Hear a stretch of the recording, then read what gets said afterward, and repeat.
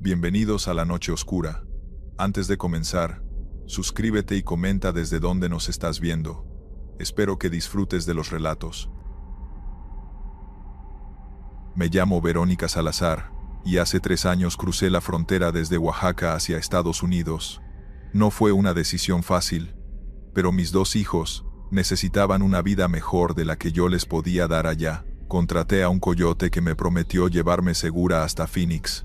Me costó todos los ahorros que tenía más lo que me prestaron mis hermanos. Lo que nunca me dijeron es que el verdadero peligro del cruce no iba a ser la migra ni el desierto, sino algo que todavía no logro explicar. El grupo con el que crucé éramos 11 personas. Familias como yo, gente trabajadora, buscando oportunidades. Salimos una noche de agosto desde un pueblo cerca de Nogales. El coyote se llamaba Javier, un tipo serio que parecía conocer bien el terreno. Nos dio instrucciones claras: caminar en silencio, no usar celulares, tomar agua seguido y nunca separarse del grupo. Yo llevaba una mochila pequeña con algo de ropa, agua y la foto de mis hijos que había dejado con mi mamá. Las primeras horas fueron difíciles por el cansancio pero manejables. Caminábamos siguiendo a Javier, quien usaba un GPS para guiarnos.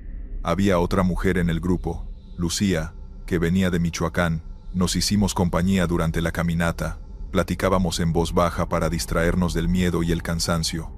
Ella también tenía hijos esperándola, uno de 15 y otro de 12. Como a las 2 de la mañana llegamos a un área que Javier dijo era el punto medio del cruce. Descansamos 15 minutos, tomamos agua.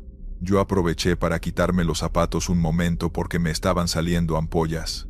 Lucía compartió conmigo una venda que traía y me ayudó a cubrirme los pies. Esos pequeños gestos de solidaridad entre desconocidos son algo que nunca voy a olvidar. Seguimos caminando, y como a la media hora Javier se detuvo de repente. Levantó la mano indicando que todos nos detuviéramos. «Hay algo adelante», dijo en voz baja. «Quédense aquí y no hagan ruido». Se adelantó como 20 metros para revisar. Regresó con cara de preocupación. «Hay un campamento adelante. No sé si es de rancheros o de la migra. Vamos a tener que rodearlo. Nos va a tomar más tiempo». Empezamos a caminar en una ruta diferente, alejándonos del camino original. El terreno se puso más difícil. Había más rocas, y la vegetación era más densa. En un momento yo me resbalé y caí golpeándome la rodilla. Lucía me ayudó a levantarme. «¿Estás bien?», me preguntó. Le dije que sí, aunque me dolía bastante. No podía quedarme atrás. Tenía que seguir. Después de rodear el área que Javier había visto, intentó verificar nuestra posición en el GPS, pero la pantalla parpadeaba raro. «Se está quedando sin batería», murmuró. Sacó una batería portátil de su mochila y la conectó, pero el GPS seguía fallando. «No importa, conozco el área. Podemos seguir sin GPS», dijo, aunque no sonaba tan seguro como antes. Caminamos otra hora más cuando uno de los hombres del grupo señaló hacia nuestra derecha. «Miren, hay una luz allá». Todos volteamos. Y efectivamente, había una luz en la distancia. Parecía una casa o alguna construcción. «Esa luz no debería estar ahí», dijo Javier confundido. «No hay ninguna casa en esta área según el mapa». Decidimos alejarnos de esa luz y seguir nuestro camino, pero conforme caminábamos, la luz parecía seguirnos. No importaba en qué dirección fuéramos. Siempre estaba ahí en la distancia, a la misma distancia de nosotros. «Esto no está bien», dijo Lucía junto a mí. Tenía razón, algo no cuadraba. Javier empezó a caminar más rápido tratando de alejarse de esa luz. El grupo lo seguimos lo mejor que pudimos. Después de un rato la luz desapareció. Todos respiramos aliviados, pensando que habíamos logrado perderla, o que simplemente era alguna construcción que ya habíamos pasado. Seguimos caminando en lo que creíamos era dirección norte. El cielo empezaba a aclararse un poco. Pronto amanecería. Javier dijo que eso era bueno. Con luz del día podría orientarse mejor. Pero cuando amaneció completamente, Javier se detuvo mirando alrededor con cara de confusión total. «Esto no puede ser», dijo. «¿Qué pasa?», preguntó alguien. Javier señaló hacia una formación rocosa frente a nosotros. «Esa roca, ya la pasamos. Hace como 2 horas». Todos miramos la roca. Yo no estaba segura de haberla visto antes, pero Javier insistía. Estamos caminando en círculos. Eso desató pánico en el grupo. ¿Cómo vamos a estar en círculos si hemos caminado en línea recta?, preguntó uno de los hombres molesto. Javier sacó su GPS que finalmente había vuelto a funcionar. Revisó nuestra posición y se puso pálido. Estamos exactamente donde estábamos hace 3 horas.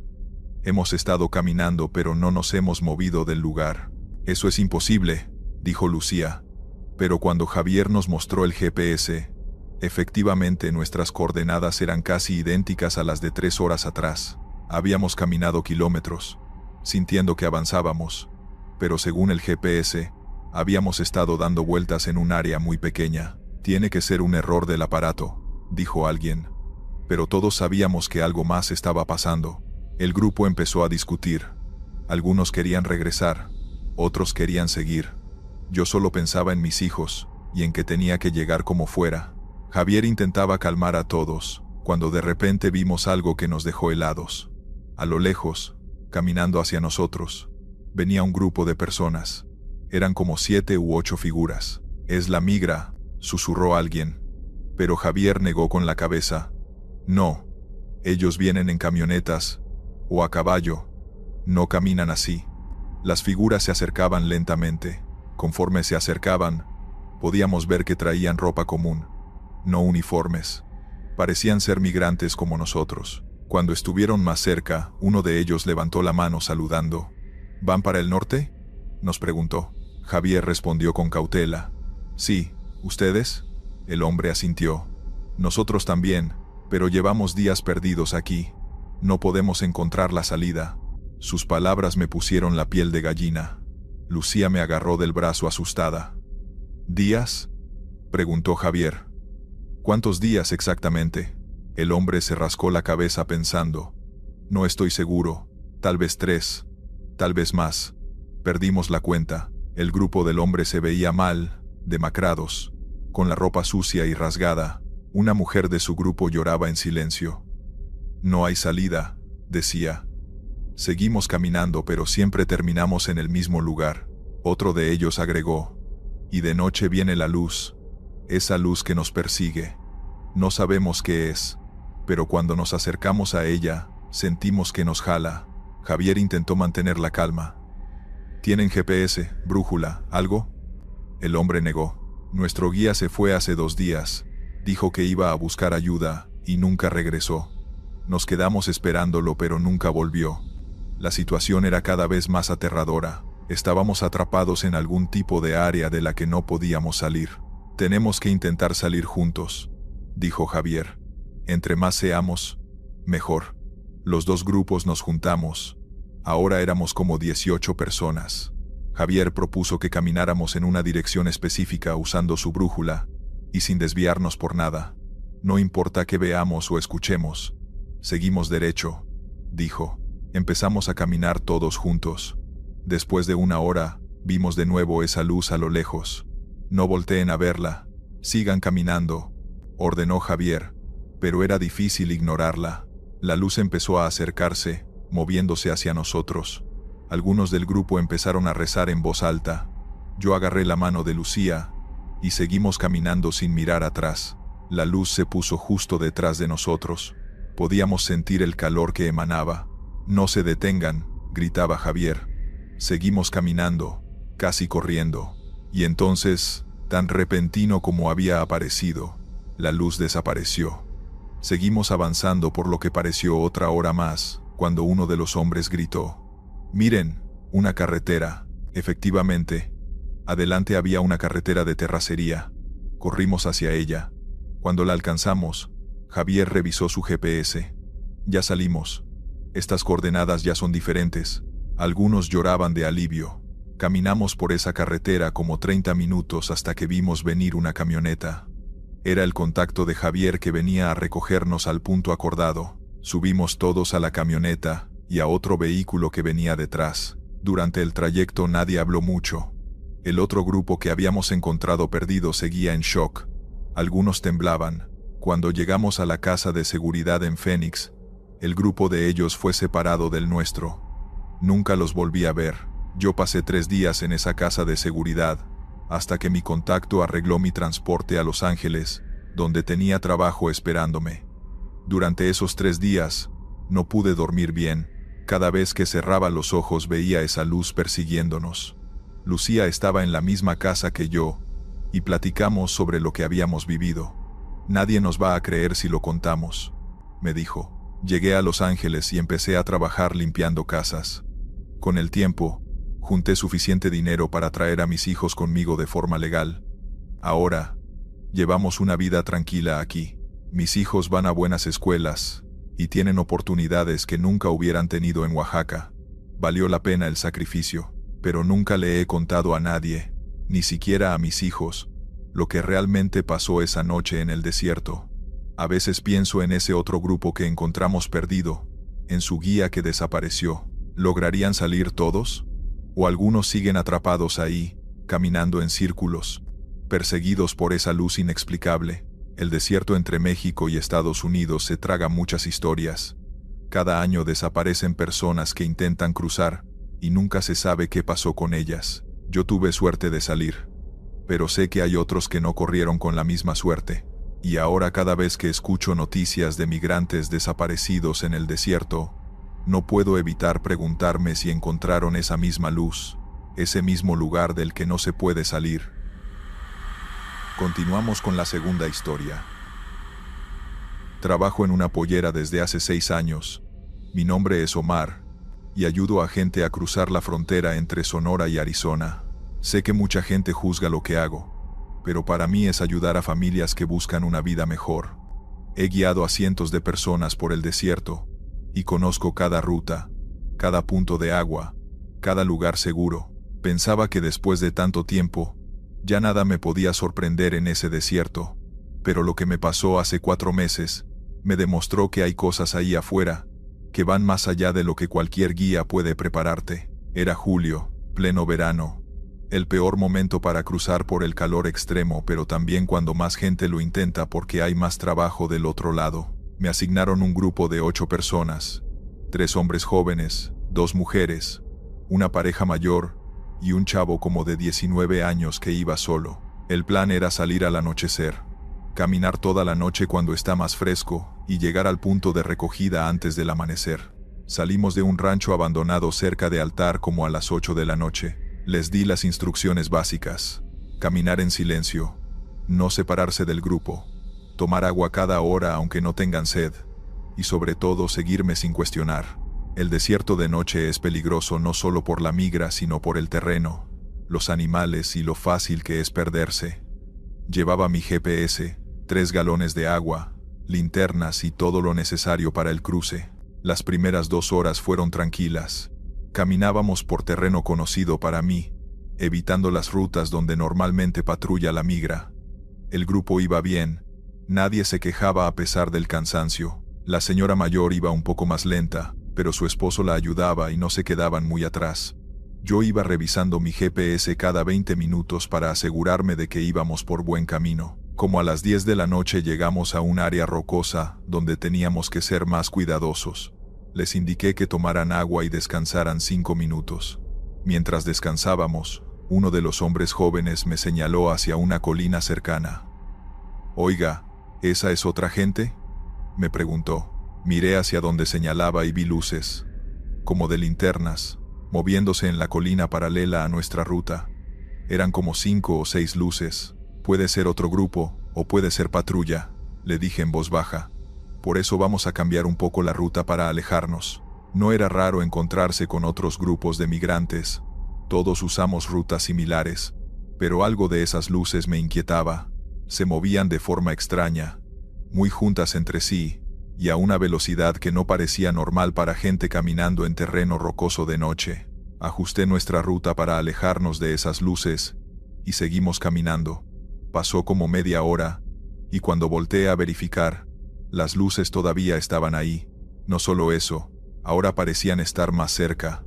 «Apuren el paso», les dije al grupo. No quería alarmarlos, pero tampoco quería arriesgarme. Si era la migra y nos detectaban, todo el viaje se arruinaría. Aceleramos el paso tanto como el grupo podía. La pareja mayor empezaba a fatigarse, pero hacían su mejor esfuerzo. Seguí viendo hacia atrás y las luces nos seguían, cada vez más cerca. Esto no tenía sentido. Ningún grupo de migrantes caminaría tan rápido ni nos seguiría así. Y si fuera la migra, ya nos habrían interceptado, o estaríamos escuchando helicópteros. ¿Quiénes son?, preguntó una de las mujeres con miedo en la voz. No lo sé, admití.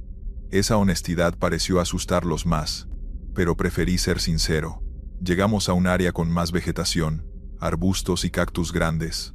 Todos agáchense aquí entre los arbustos y apaguen todo lo que tenga luz, ordené. El grupo se escondió rápido. Yo me quedé observando desde detrás de un cactus grande. Las luces llegaron a donde nosotros habíamos estado hace unos minutos. Ahora podía verlas mejor. No eran linternas normales. La luz que emitían era de un color extraño, como azulado, y lo más perturbador era que no había siluetas de personas sosteniéndolas. Las luces flotaban a como 1,5 metros del suelo, moviéndose juntas como si estuvieran buscando algo. Me quedé completamente quieto. El grupo también se mantuvo en silencio. Podía escuchar sus respiraciones agitadas. Las luces se quedaron ahí paradas por lo que pareció una eternidad, pero probablemente fueron solo 2 o 3 minutos. Luego empezaron a moverse en círculos, como barriendo el área. Una de las luces se acercó peligrosamente a donde estábamos escondidos. El joven de 19 años que venía solo estaba agachado cerca de mí. Vi que sacaba su celular, probablemente por instinto nervioso. No, le susurré, pero fue tarde. La pantalla se prendió iluminando su cara por un segundo antes de que la apagara. Las luces reaccionaron inmediatamente. Todas se voltearon en nuestra dirección y empezaron a acercarse rápido. Corran, les dije al grupo. No había tiempo para ser estratégico. Todos se levantaron y corrimos entre los arbustos sin importar hacia dónde. Las luces nos seguían, cada vez más cerca. Podía escuchar un zumbido viniendo de ellas, como de electricidad o insectos, un sonido que te ponía los pelos de punta. Una de las mujeres tropezó, y yo me regresé a ayudarla a levantarse. Cuando lo hice, una de las luces pasó justo sobre nosotros. El calor que emitía era intenso, como estar junto a una fogata. La mujer gritó, y seguimos corriendo. No sé cuánto tiempo corrimos, tal vez 10 minutos que se sintieron como horas. Finalmente las luces se detuvieron de seguirnos. Se quedaron atrás, agrupadas, y luego simplemente se elevaron hacia el cielo, y desaparecieron como si se hubieran apagado. Nos detuvimos todos exhaustos, algunos llorando, todos asustados. ¿Qué fue eso?, preguntó el esposo de la pareja mayor. No lo sé, respondí honestamente. En todos mis años cruzando gente nunca había visto algo así. Revisé mi GPS, y nos habíamos desviado bastante de la ruta planeada.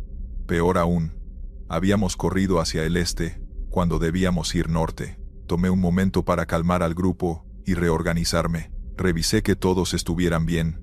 Nadie estaba lastimado de gravedad, aunque varios tenían rasguños de los arbustos. Necesitamos regresar a la ruta, les dije. Pero cuando intenté usar mi GPS para reorientarnos, la pantalla mostraba estática. Lo apagué y lo prendí varias veces. No funcionaba. Mi celular tampoco tenía señal, lo cual era normal. Pero tampoco me dejaba abrir el mapa offline que tenía descargado. ¿Estamos perdidos?, preguntó el joven que había prendido su celular. Técnicamente sí, pero no quería admitirlo. Estamos desviados, pero conozco el área. Puedo guiarlos. Mentí parcialmente. Conocía el desierto en general, pero no exactamente dónde estábamos en ese momento. Miré las estrellas tratando de orientarme. Identifiqué el norte, y empezamos a caminar en esa dirección. Caminamos por 2 horas más. El grupo estaba al límite de su energía, y ya habíamos consumido más agua de la planeada por la corrida. Yo mismo estaba desorientado. Nada del terreno me parecía familiar. Necesitamos descansar hasta que amanezca, decidí finalmente.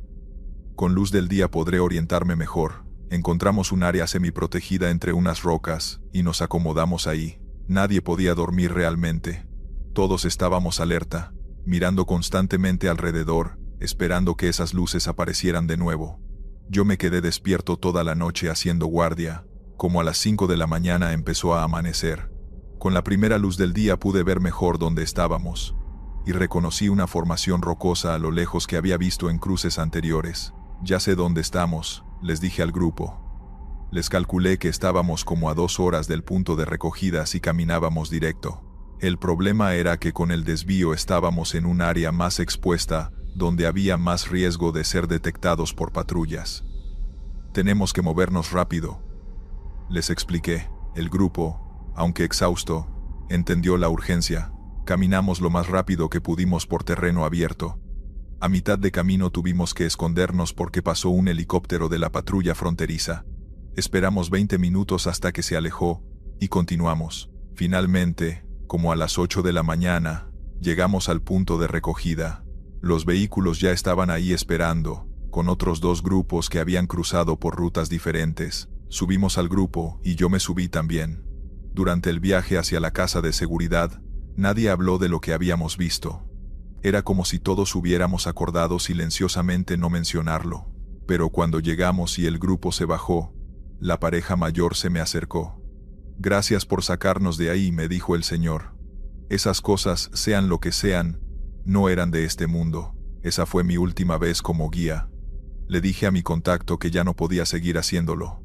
Inventé una excusa sobre mi familia. La verdad es que no podía quitarme de la cabeza esas luces, ese zumbido, esa sensación de estar siendo cazado por algo que no entendía. He escuchado historias de otros coyotes sobre cosas extrañas en el desierto. Luces inexplicables, voces que llaman tu nombre, sombras que caminan solas. Siempre pensé que eran exageraciones o alucinaciones por el calor y el cansancio, pero ahora sé que hay algo más ahí afuera.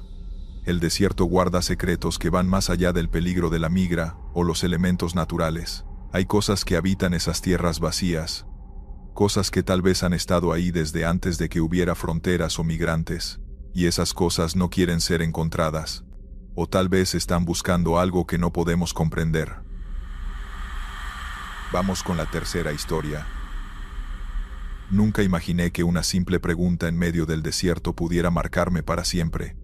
Pero esa madrugada entendí que no todo lo que se encuentra en el camino es humano o está vivo. Yo venía cargando semanas de cansancio, hambre, y ese miedo constante que te acompaña cuando cruzas territorio desconocido sin papeles, sin guía, y sin nadie que responda si algo sale mal. Aún así, nada me preparó para lo que pasó aquella noche. Yo había salido de un pequeño grupo 2 días antes. Íbamos juntos desde la frontera sur, pero empezaron los problemas. Broncas internas, ritmos distintos, gente que quería avanzar más rápido y otros que simplemente no podían seguir. Al final, decidí caminar solo un tramo para evitar discusiones. Lo hice confiado, pensando que luego podría alcanzar a otros migrantes más adelante, como ya había pasado antes. Era la madrugada, y el frío golpeaba fuerte. Las dunas brillaban apenas con la luz muy tenue de una luna escondida entre nubes delgadas. El silencio era extraño, casi demasiado perfecto, como si algo estuviera esperando a que yo bajara la guardia. Llevaba horas sin ver a nadie, y cuando uno pasa tanto tiempo solo, la cabeza empieza a jugarte en contra. Caminaba con la mirada fija en mis propios pasos cuando escuché algo que no debía estar ahí. Unas pisadas rápidas, suaves, como si alguien más estuviera caminando cerca, pero sin intentar ocultarse. Al principio pensé que era un animal. Me detuve un segundo a escuchar, pero las pisadas también se detuvieron. Me dio desconfianza. Aceleré el paso sin voltear, porque uno aprende pronto que a veces es peor mirar. El aire se volvió más frío de repente, lo suficiente para que me doliera respirar. Fue entonces cuando escuché una voz a mi lado, tan clara como si hubiera salido de la nada. «Disculpa, voy bien para la ruta norte». Me giré tan rápido que casi tropecé. Y ahí estaba ella, una mujer, morena, pelo largo, amarrado en una coleta floja. Cargaba una mochila pequeña, demasiado pequeña para alguien que cruzaba un desierto así. Sus ojos estaban muy abiertos, como si no hubiera dormido en días, pero no mostraba miedo, solo vacío. Eso es lo que recuerdo. Un vacío raro. Me quedé congelado. No sabía cómo no la había visto acercarse. No había ruido, ni luz, ni señales de que viniera desde alguna dirección. Simplemente estaba ahí, ¿La ruta norte? Repetí para ganar tiempo. Sí, creo que es por aquí. Yo también voy hacia allá. Ella asintió con un gesto lento, casi mecánico. Gracias. ¿Puedo caminar contigo unos minutos? Tomé aire. Algo no me cuadraba, pero no iba a dejar a alguien solo en medio del desierto. Todos sabemos lo que eso significa. Sí, claro, le respondí. Comenzamos a caminar. No hablaba, no respiraba fuerte, no hacía ruido, ni sus pasos sonaban. Yo pensaba que quizá estaba demasiado cansado para escuchar bien, pero aún así, algo en mi cerebro insistía en que aquello no era normal. Después de unos minutos quise romper el silencio. ¿De dónde vienes?, pregunté. Del sur, contestó sin detalles. ¿Viajas sola? Sí. ¿Desde cuándo? Hubo un silencio. Largo. Muy largo. Finalmente respondió. Desde que me quedé atrás. Ahí fue cuando empecé a sentir un peso extraño en el pecho. Como si algo avisara que debía detener esta conversación. Pero ya era tarde. La mujer seguía mirando al frente, sin parpadear. En un momento me animé a voltear para mirarla mejor. Quería ver si estaba herida, si realmente estaba bien, pero cuando volteé, ya no estaba, desapareció. No había huellas, no había sombra, no había nada, solo el desierto vacío y oscuro a mi alrededor. Me quedé en shock, con la garganta seca. Grité un «Oye», casi desesperado, esperando respuesta. Pero lo único que escuché fue el viento arrastrando arena. Di un paso hacia donde debería estar ella, pero algo me frenó, como un instinto muy profundo que decía que no debía seguir. No supe si arrancar a correr o quedarme quieto. Terminé apretando mi mochila y caminando rápido, sin mirar atrás. El resto de la madrugada fue un infierno. Cada sonido me hacía pensar que alguien venía detrás. Cada sombra parecía tener forma humana. Incluso sentí varias veces que alguien caminaba junto a mí, aunque no hubiera nadie. Amaneció sin que yo durmiera nada. El cielo tomó un tono naranja, y finalmente vi algo que me dio alivio. Un pequeño grupo de migrantes, descansando cerca de unas rocas grandes. Me acerqué con paso débil, casi tambaleando. Uno de ellos me vio primero. ¿Estás bien?, preguntó. Creo que sí, solo fue una mala noche, respondí. Me senté con ellos y acepté una botella de agua. Me temblaban las manos. Después de un rato, les conté lo que había pasado. No todo, pero sí lo suficiente para que entendieran mi cara. ¿Una mujer con mochila pequeña?, preguntó uno. Asentí. ¿Cabello largo, que hablaba suave? Otro asentimiento. Los del grupo se miraron entre sí con una expresión seria, casi preocupada. Nosotros la vimos ayer, dijo uno. Estaba parada junto a un cactus grande, como si esperara a alguien. Le preguntamos si estaba perdida, pero no respondió. Cuando dimos la vuelta para avisarle a otro compañero, ella ya no estaba. No dejó huellas, agregó otro. Nada, como si nunca hubiera estado ahí. Yo sentí el estómago caerme.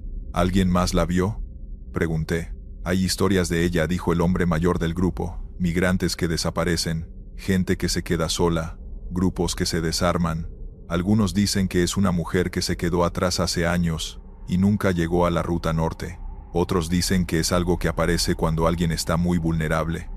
Nadie sabe bien qué quiere. Solo sabemos que nunca camina con nadie más de unos minutos. Me quedé en silencio. No sabía si creerlo o no, pero tampoco tenía otra explicación. Lo único que supe en ese momento fue que necesitaba seguir con ellos. No quería volver a estar solo. Durante los siguientes días avanzamos juntos, siempre en grupo. A veces, por las noches, cuando nos deteníamos a descansar, escuchaba pasos alrededor del campamento. Nunca vimos a nadie, pero todos sabíamos que el desierto guarda más historias de las que se cuentan. Desde aquella madrugada, cada vez que camino por un tramo oscuro, me da miedo escuchar a alguien preguntar, ¿voy bien para la ruta norte? Porque si vuelve a aparecer, no estoy seguro de que esa vez me deje ir. Historia 4. Me llamo Rafael Murillo, y hace 4 años dejé mi pueblo en Zacatecas para intentar llegar a Houston. Mi esposa estaba embarazada de nuestro segundo hijo, y el taller mecánico donde trabajaba apenas me daba para comer. No fue una decisión fácil, Pero cuando uno ve a su familia comiendo cada vez menos, entiende que quedarse también es una forma de morir. Me uní a un grupo que saldría desde un punto cerca de Ciudad Juárez. Éramos 9 personas. 3 muchachos de Jalisco, una pareja mayor de Guerrero, una mujer llamada Brenda que venía de Sinaloa, un chavo como de 20 años llamado Eliseo, y yo.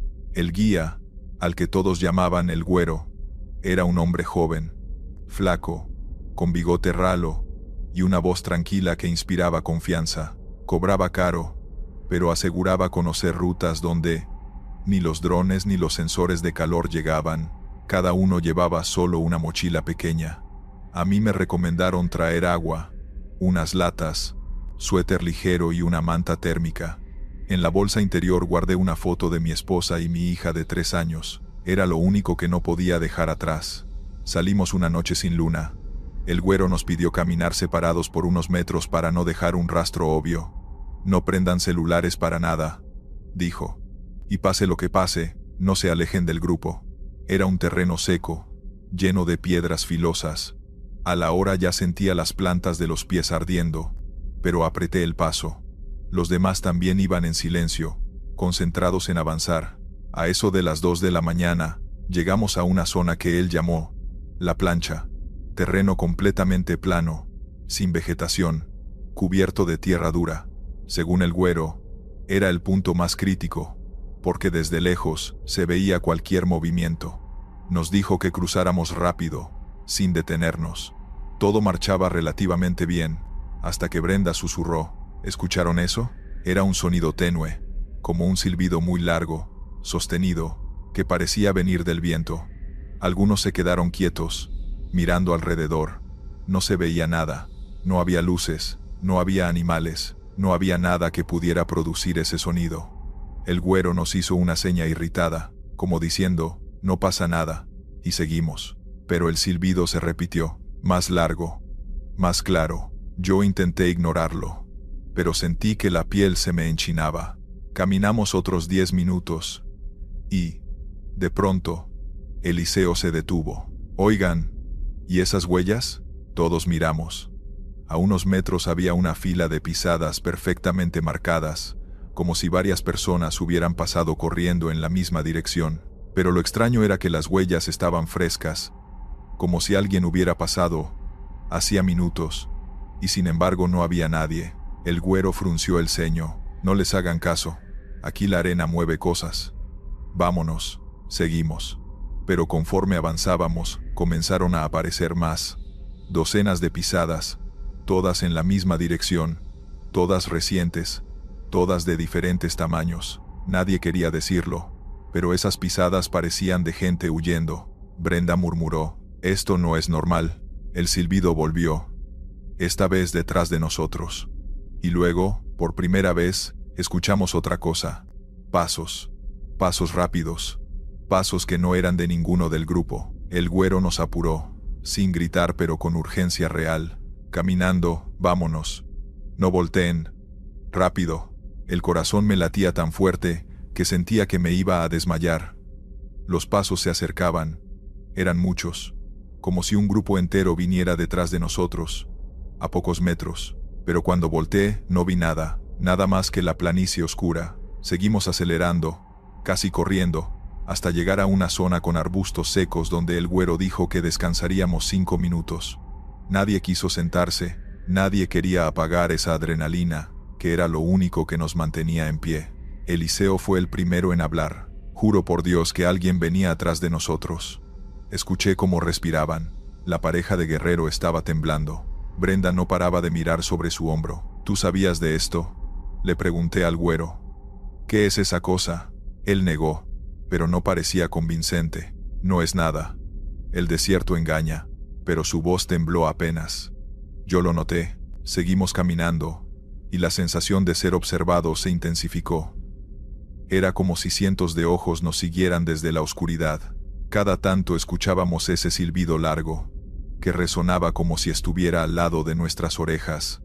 A pesar de que no venía de ningún lugar real, cerca del amanecer, la mujer de Guerrero gritó, «Ahí, hay gente».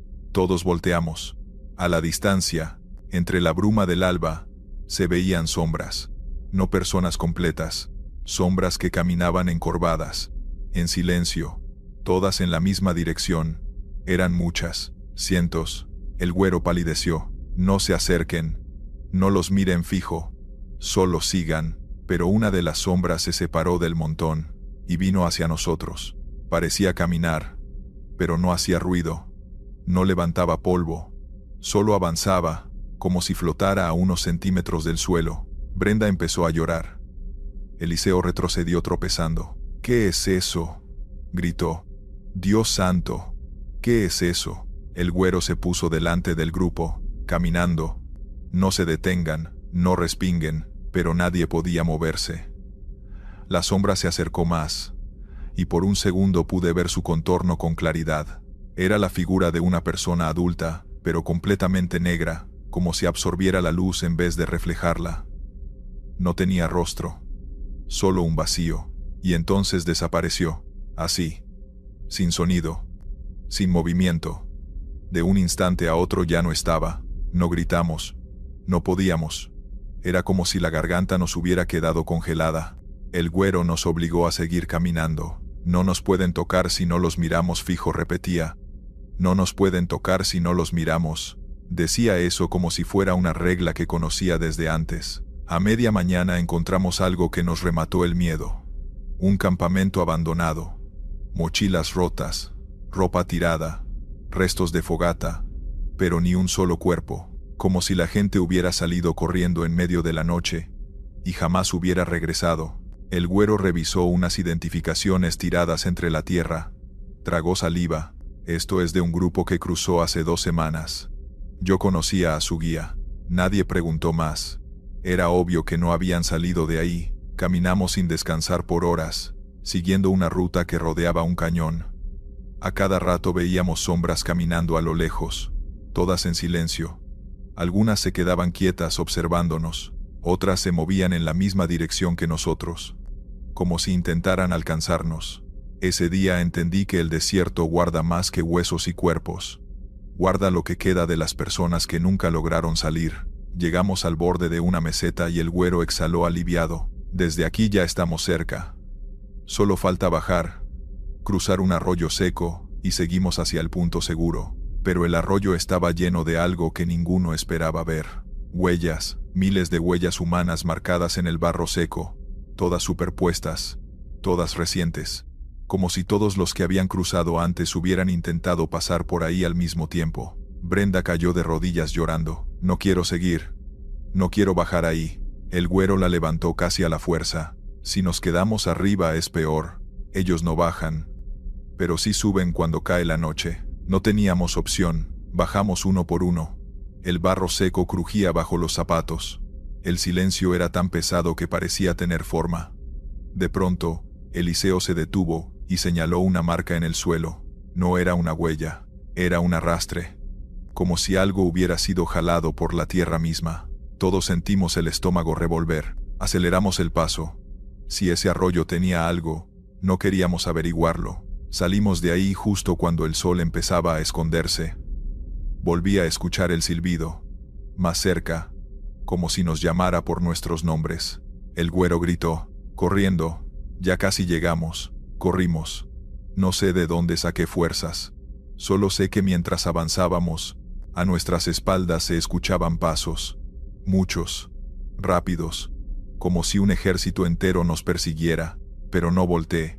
Nadie volteó. Cuando finalmente vimos la luz de la camioneta que vendría a recogernos, todos caímos al suelo, llorando, riendo, temblando. El güero fue el último en subir. Se quedó mirando hacia el desierto por varios segundos. «Ojalá algún día los dejen ir», murmuró. Nadie preguntó a quién se refería. «En Houston encontré trabajo en una construcción. Mi esposa y mis hijos están conmigo ahora. Tenemos una vida sencilla pero estable. A veces sonrío pensando en que lo logré. Pero cada noche, cuando cierro los ojos, escucho ese silbido largo, suave, arrastrándose entre mis sueños. Y me pregunto si esa gente que vimos, esas sombras que seguían un camino interminable, alguna vez fueron como nosotros, migrantes buscando vida, atrapados en un desierto que guarda lo que nadie quiere mirar, o si siguen ahí, caminando detrás de nosotros, esperando que algún día terminemos volviendo al mismo sitio donde ellos quedaron atrapados para siempre. Continuamos.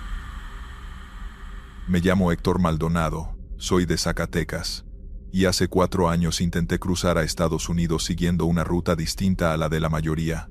Yo ya había intentado cruzar 2 veces por el desierto, pero ambas veces terminé detenido por la migra y deportado. La tercera vez, quise intentarlo por un camino que, según me prometieron, era más seguro. No lo era, ni tantito. El coyote que me contactó se hacía llamar El Rulas, un tipo flaco, de mirada nerviosa, que juraba saber rutas clandestinas que pasaban por viejas estructuras subterráneas usadas décadas atrás para mover mercancía. No me especificó qué tipo de mercancía, pero tampoco necesitaba saberlo. Yo lo único que quería era llegar y mandar dinero para mi mamá y mi hermano menor. El grupo con el que salí era pequeño, 6 personas. Entre ellos estaba Mateo, un chavo de Chiapas de apenas 20 años, doña Amalia, una señora de Guerrero que buscaba reunirse con su hija, una pareja de Sinaloa, Lidia y Ramón, y un hombre callado que se hacía llamar el Jarocho, que nunca supe de dónde era en realidad.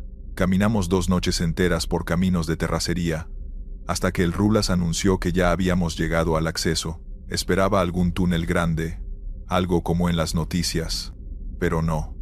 Era una entrada diminuta, escondida entre arbustos secos y rocas, cubierta por una lámina oxidada y asegurada con un candado viejo que él rompió con una cizalla. De aquí en adelante, nadie prende el celular, dijo mientras nos hacía señas para entrar. Es un tramo corto, unas 2 o 3 horas.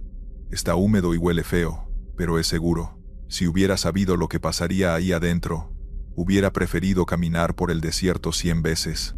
El túnel al principio era amplio, con muros de concreto agrietado y marcas viejas de pintura. El aire era pesado, cargado de humedad, y un olor desagradable que no supe identificar. Caminábamos en fila, usando linternas pequeñas que el mismo Rulas nos había repartido. A los pocos minutos, el túnel se empezó a estrechar. La temperatura bajó. Se escuchaban gotas cayendo aquí y allá. Yo sentía un nudo en el estómago, pero seguía caminando porque no había vuelta atrás. Después de media hora, llegamos a una sección donde la estructura cambiaba por completo. Ya no era concreto, eran paredes de tierra viva, como si hubieran cavado con prisa, como si los túneles fueran improvisados. El techo estaba tan bajo que teníamos que caminar encorvados. «Esto es nuevo», murmuró el Rulas, mirando alrededor con inquietud. A nadie le gustó escuchar eso. Seguimos avanzando entre pasadizos cada vez más angostos. El olor se intensificaba. Era como humedad mezclada con algo orgánico, pero podrido.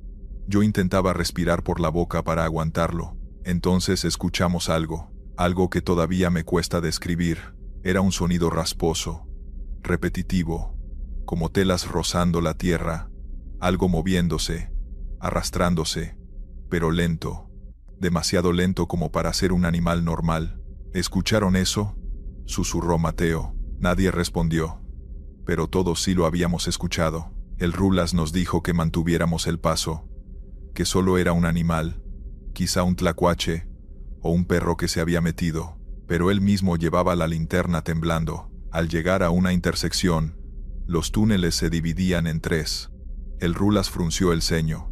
Esto no estaba, así murmuró. La frase nos heló la sangre. Eligió el túnel de la izquierda. Avanzamos unos 20 minutos, y el olor empeoró hasta volverse insoportable. Después, las paredes empezaron a teñirse de un color oscuro, como manchas. Cuando Mateo acercó la linterna, nos dimos cuenta de que eran rasguños. Garra, uña, herramienta, no sé, pero alguien o algo había arañado esa tierra durante mucho tiempo. «Tenemos que regresar», dijo Lidia, temblando, pero regresar no era opción. Al voltear, vimos algo que nos dejó paralizados. El pasadizo por el que habíamos pasado se había derrumbado. Un bloque de tierra compacta nos bloqueaba el camino. «No puede ser», gritó el Rulas golpeando la pared. «Esto no se cae solo». Nadie quería decirlo, pero todos pensamos lo mismo. Algo lo había provocado. Seguimos por obligación hacia adelante. Cada metro se sentía más pesado. Ya no escuchábamos ese arrastre detrás, pero tampoco era consuelo. El pasillo se hacía más angosto, tanto que doña Amalia empezó a llorar diciendo que no podía respirar. Fue entonces cuando encontramos la primera señal de que no éramos los primeros en quedar atrapados ahí. Una mochila vieja tirada en el suelo, rota, cubierta de tierra seca. Dentro había una cartera sin dinero, una Biblia pequeña y un pasaporte mexicano lleno de polvo. Estaba a nombre de un tal Alejandro Rojas, de Sonora. Nadie del grupo lo conocía. El pasaporte tenía la foto de un hombre joven de unos 30. Esto debe tener años aquí, dijo Ramón mirando alrededor. Y justo cuando dijo eso, volvimos a escucharlo. Ese arrastre, esa fricción contra la tierra, esta vez más cerca, mucho más cerca, pero no venía detrás, venía por encima. Todos levantamos la mirada. El techo estaba cubierto de marcas de garras, como si algo se moviera entre las capas superiores de tierra, acechándonos desde arriba, siguiendo nuestros pasos. No era un animal, no se movía como uno, se movía como si nos estuviera buscando.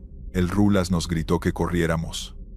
Avanzamos casi a ciegas, chocando entre nosotros, tirando mochilas, arrastrando los pies como podíamos dentro del túnel estrecho. El sonido nos seguía, acompañándonos por encima, como si el techo fuera delgado y pudiera romperse en cualquier momento. Llegamos a una cámara más amplia, como un cuarto subterráneo. Ahí encontramos algo que me persigue hasta hoy. Un campamento improvisado, sacos viejos, latas oxidadas, manchas de humo en el techo, pero lo peor eran las marcas. Había líneas talladas en las paredes, docenas, cientos, rayas verticales agrupadas de 5 en 5.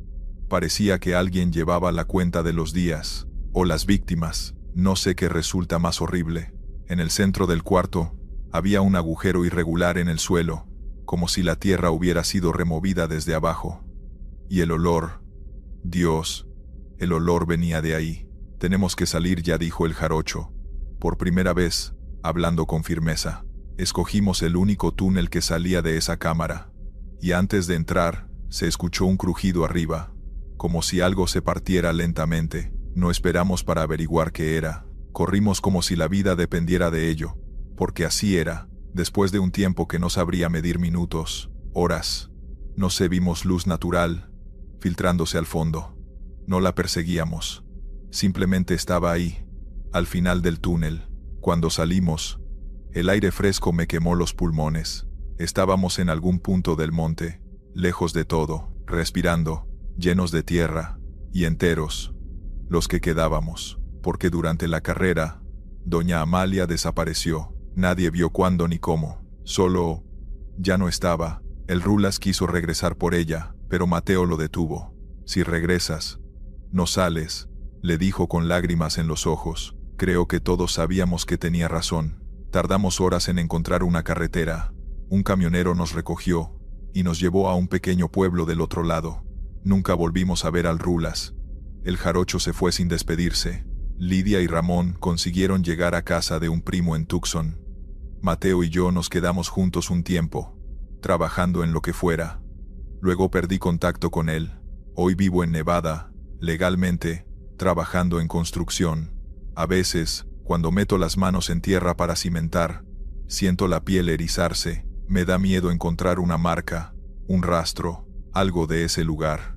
Nunca supe qué era lo que se arrastraba sobre nosotros. Nunca supe de quién era ese campamento, ni cuántas personas quedaron ahí abajo, sin salida. Pero a veces, cuando duermo, escucho algo raspando muy despacio, muy suave, como tierra que se abre, y despierto sudando frío.